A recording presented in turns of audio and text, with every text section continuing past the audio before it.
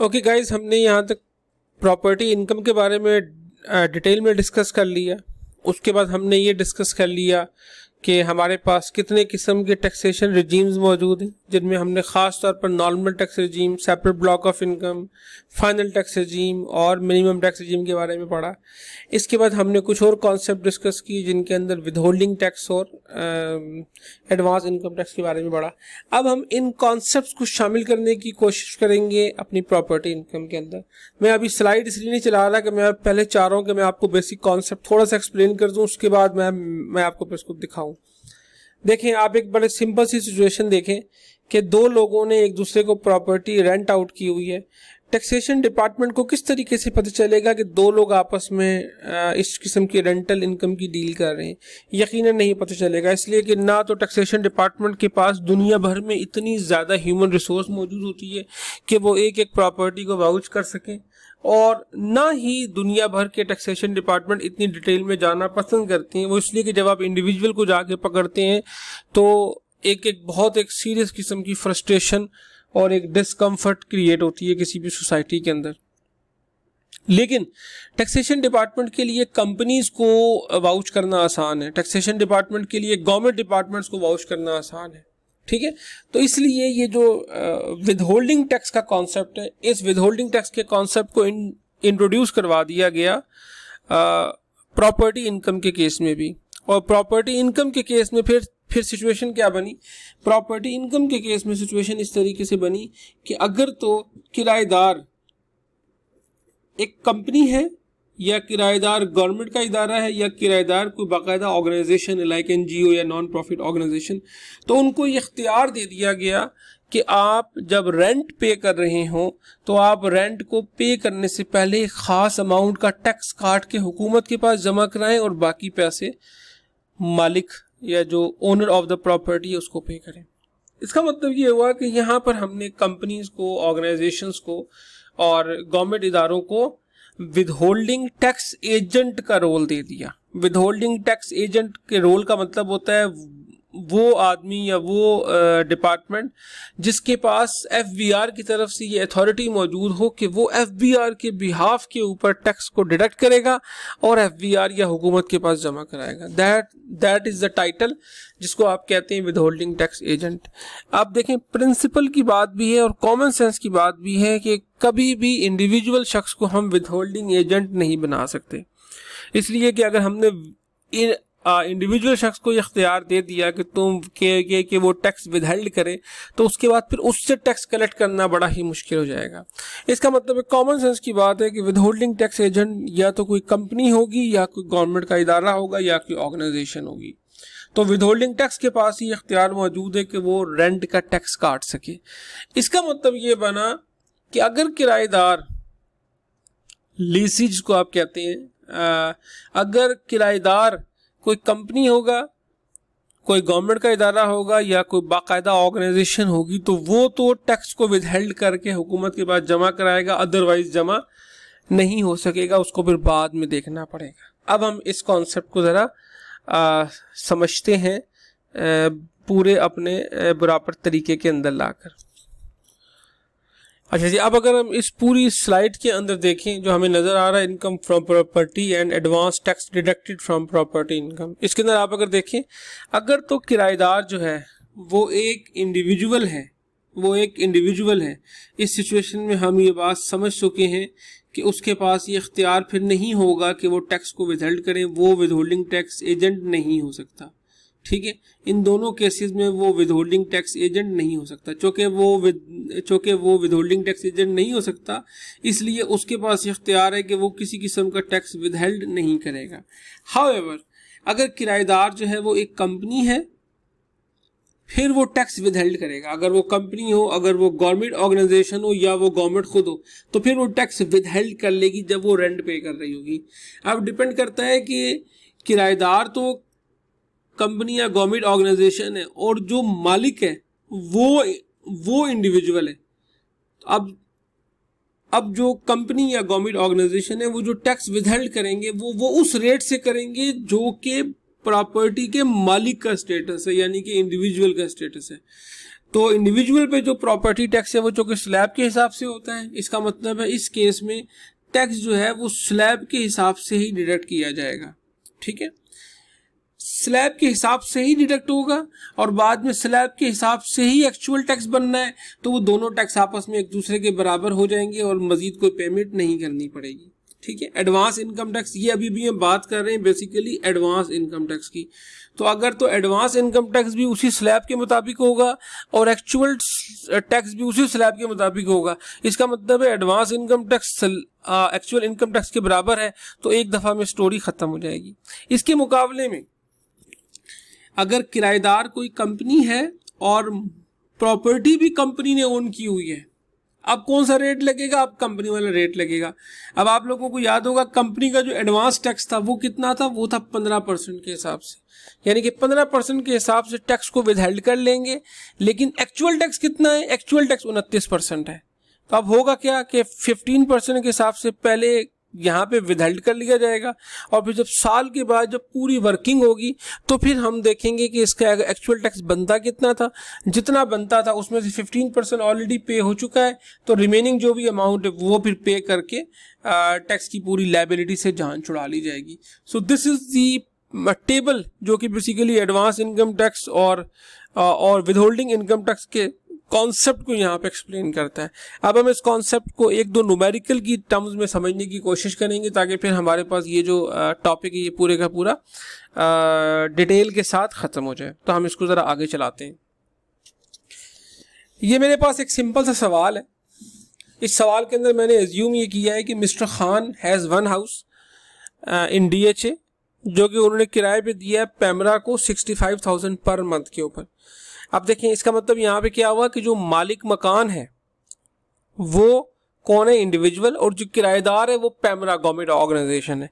और हमने ये बात कही थी कि जो किराएदार है जिसने पैसे देने हैं उसके पास ये इख्तियार है कि वो टैक्स डिडक्ट करेगा।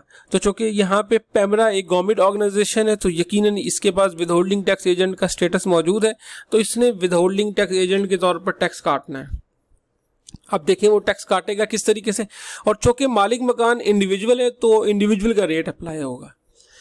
अच्छा, अब सबसे पहले मैं देख लेता हूँ he has spend the following expenditure. Mister Khan ने ये तमाम एक्सपेंडिचर पूरे साल में किए हैं। कलेक्शन चार्जेस पे किए हैं, रिपेयर चार्जेस पे किए हैं और प्रॉपर्टी टैक्स पे किया है। ठीक है, 65,000 मंथली रेंट है।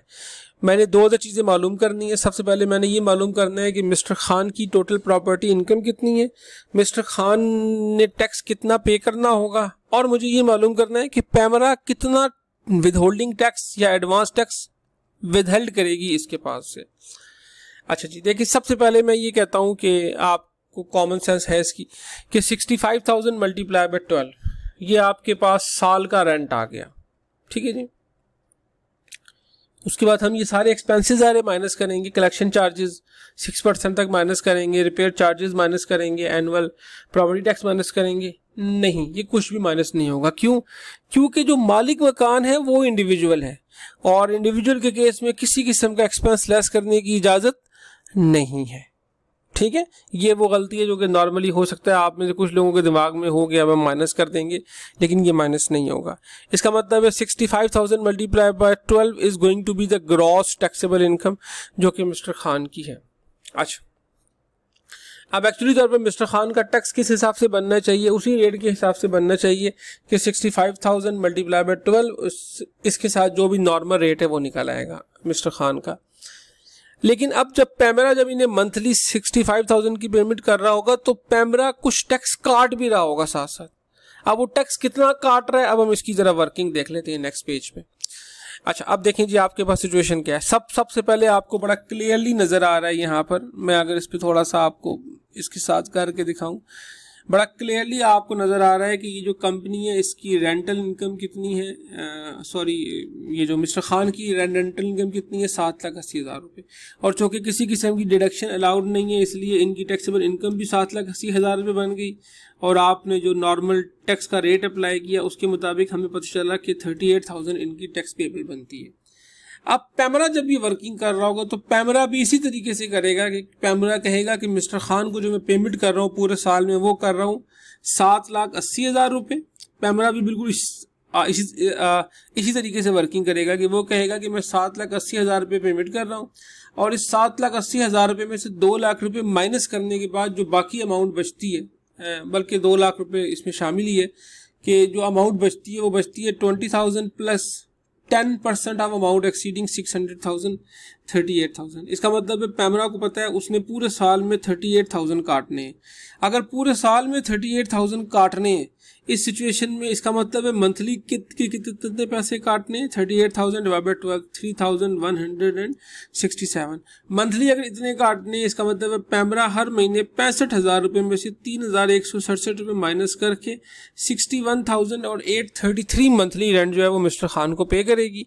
इस तरीके से पैमरा जो है पूरे 38,000 काट लेगी, क्योंकि पैमरा 38,000 काट लेगी और 38,000 ही मिस्टर खान का रेंट का टैक्स बनता है।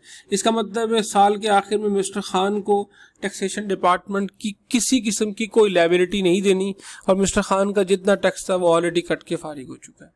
ठीक है जी, this is a simple question जिसके थ्रू आपने अब मैंने देख लिया कि किस तरीके से विद होल्डिंग टैक्स जो है वो काम अपना रोल प्ले कर रहा होता है। ठीक है, ये एक ऐसा केस था जिसके अंदर मालिक मकान जो था वो इंडिविजुअल था, प्रॉपर्टी का ओनर इंडिविजुअल था और प्रॉपर्टी का जो यूजर था वो एक गवर्नमेंट ऑर्गेनाइजेशन थी। नेक्स्ट क्वेश्चन मैंने अब इस तरीके से डिजाइन किया है जिसके अंदर ओनर भी कंपनी है और जो किराएदार है वो भी कंपनी है। ओके जी, Exxon Limited owns 3 apartments in Emar which are let out for 185,000 per month to Comsearch University. Exxon के पास 3 अपार्टमेंट है जो कि उन्होंने कॉमसर्च यूनिवर्सिटी को किराए पे दिए हैं और कॉमसर्च ने वहाँ पे फर्ज कर लें कोई बॉयज़ का हॉस्टल बनाया हुआ है। एक्सॉन कंपनी ने साल में कुछ ही एक्सपेंडिचर की। अब चूँकि ये कंपनी है तो जाहिर सी बात है अब कंपनी के लिए ये अलाउड है कि वो एक्सपेंडिचर लेस कर सके। सबसे पहले कलेक्शन चार्जेस की बात आ गई, 1,28,000 रुपये। कलेक्शन चार्जेस कहाँ तक अलाउड है, 6% ऑफ RCT तक, हम उसके मुताबिक देख लेते हैं।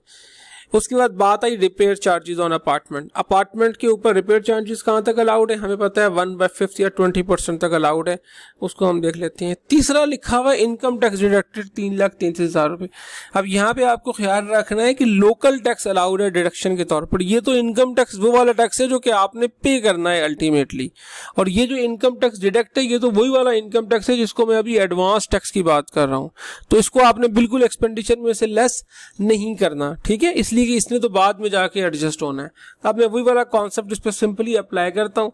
एक्सॉन कंपनी की रेंटल इनकम कितनी है, 1,85,000 ज़रब 12, उसमें से 2 एक्सपेंसेस माइनस होने हैं, कलेक्शन चार्जेस और रिपेयर चार्जेस। इन दोनों को माइनस करने के बाद आपके पास नेट इनकम आ जानी है कि इस कंपनी की नेट इनकम कितनी बनती है। अच्छा, अब देखें कॉमसर्च जब रेंटल इनकम पे कर रहा होगा एक्सॉन को, तो कॉमसर्च ने इस रेंटल इनकम पे विदहोल्डिंग टैक्स काटना है। किस रेट के मुताबिक काटना है, क्योंकि पेमेंट कंपनी को जा रही है इसलिए कंपनी के मुताबिक काटना है। और कंपनी का एडवांस रेंट कितना है, 15%। इसका मतलब है 185,000 मल्टीप्लाई बाय 12 मल्टीप्लाई बाय 15%। पूरे साल का ये उसका टैक्स जो है ये कॉमसर्च डिडक्ट करेगा। ठीक है, अब हम इसका सोल्यूशन देख लेते हैं। ये देखें जी, हमारे पास इसका सोल्यूशन मौजूद है।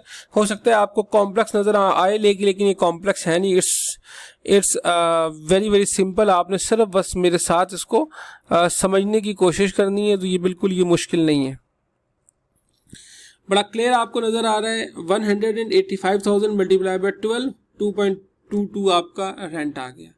इसमें से 1/5 मैंने रिपेयर के माइनस कर दिए और 6% के करीब मैंने कलेक्शन चार्जेस के माइनस कर दिए, जो भी लेस फिगर थी। इस तरीके से मेरे पास जो total taxable income from property आ गई वो आ गई 16,048। नॉर्मल केस में कंपनी का जो टैक्स बनना चाहिए 29% के हिसाब से वो कितना बनना चाहिए, 477, और ऑलरेडी उसका टैक्स कितना डिडक्ट हो चुका है हमने ये देख लिया था यहाँ पे 333। ये मैंने उधर लिख लिया कि पूरा 3,33,000 रुपये लेस हो चुका है। टैक्स बनता था 4,77,000, 3,33,000 लेस हो गया, तो जो tax payable by Exxon limited है वो कितनी आ गई, 144,920।